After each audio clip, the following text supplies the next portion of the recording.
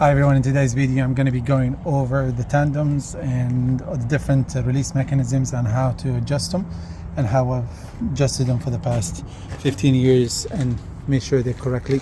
So now there's two different mechanisms. There's one that's air operated, and sometimes this is located over here, sometimes located between the tandems. And the other mechanism is basically spring loaded. So in this situation, if you guys can listen to the sound as soon as I pull it, all the pins are gonna retract. And sometimes they might be wedged forward or backward. If they're wedged forward, then you're gonna have to pull forward. If they're wedged backward, then you're gonna have to back up, and then until you hear them pop in to be going back in place. So this is one mechanism. The second mechanism that I have over here, now this comes in various different looks and things.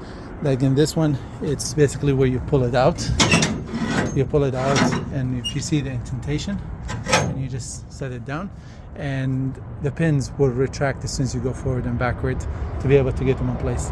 Now there's the other one, which is basically almost like a handle. I don't have a trailer here with it. Basically, is you pull it down, and that does the same idea as this, but this is a lot easier than that. And basically, to retract it, let it push in, and you see that spring over there. That's a spring that's basically. Now sometimes the pin gets missing, or the spring needs a little bit oil or something just to help it move if it's not been moved for a while. So you might have to do that. If let's say you're pulling on it, now if you're pulling on it and it doesn't want to come out, you're pulling, it doesn't want to come out, then try to see if you can find WD-40, spray it over the spring, spray it over the mechanism. That will help it. And remember that the pins, if I can show it, the pins are there. So that handle, that bar, is also a part of the tandem release. So you have to also inspect them. Sometimes you see people, they will hammer them, they will take a hammer and hammer them in. But also just inspecting from the back to make sure they're still attached on place. Let's go back to our trailer, the one we're moving today. And the second question I get is, how do you adjust your tandems and set them properly when you have a load? Now, when I have anything over 40,000 pounds, I would stop and get it scaled. But to start me getting me there, when I move the tandems backward in this situation, because the tandems are all the way to the back, if I want to move them forward, everybody will tell you when you're moving them, you're gonna get like a very gliding spot where when you get on it, you're gonna feel it very smooth, and the trailer is just gonna you're gonna feel that's where the weight is balanced properly. That is a good starting point, and that's where I would start. And also another rule of the thumb. So let's say my last pallet was here. I would set my tandems basically underneath it. Let me see if I can zoom for you guys. So let's say my last load was here, so I'll set the tandems, my last axle here to here. So my tandems will be basically sitting underneath the last pallet. So let's say now we want to move it to the 12 hole. Let's count. We're gonna start counting from this bar back. So 1, 2, 3, 4, 5, 6, 7, 8, 9, 10, 11, 12. So now let's say you can use spit or whatever you want to use, a chalk or anything. So that's where we're gonna try to adjust them to. So now we're gonna look at the distance from here to there and try to get an idea for our second thing. So for the second thing, what we're gonna do is we're gonna find a rock. This is what I've done for many years, is take a rock or anything that you can get.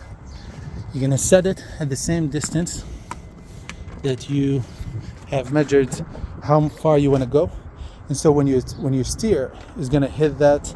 When it's gonna go over, it's gonna touch it. You're gonna feel it, and that's when you're gonna stop. So let's go ahead and do that. Okay, so we're gonna put reverse, push in the tractor when I'm touching the trailer, and we're gonna go back up till we're on top of the rock. Now you always need to be aware if there's any trucks or anybody coming behind you, or there's stuff.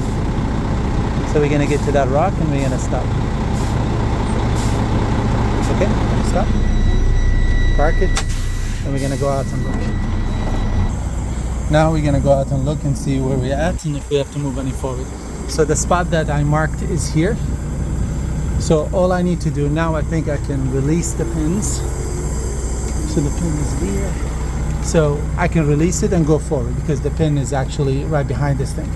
So I'm right at the spot. So I think if I back it up, I should be able to knock into place. So let's try that. And as you guys can see, we just basically barely touched the rock. And now we're just gonna, let's go forward. So forward. And let's see if that, now they're locked in place. Back up just to make sure they're all locked. Okay. Let's go out. So let's see if that did the trick. Okay. So now we're off by 1. So we need to put it back here. It's the same principle. Pull them back in, but because you see it's wedged forward, so I'm gonna go forward, and then basically I'm gonna go forward, then I'm gonna like just go forward a little bit. So let's see if we can do that. I'm trying to make it really fast video. Sorry guys. So now we know we will need to go forward. So we only need to go forward this little bit. So like this.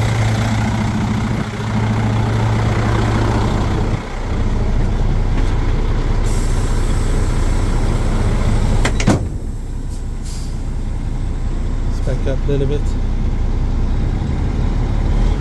just to get, and now we're going to go forward till we touch that rock like that.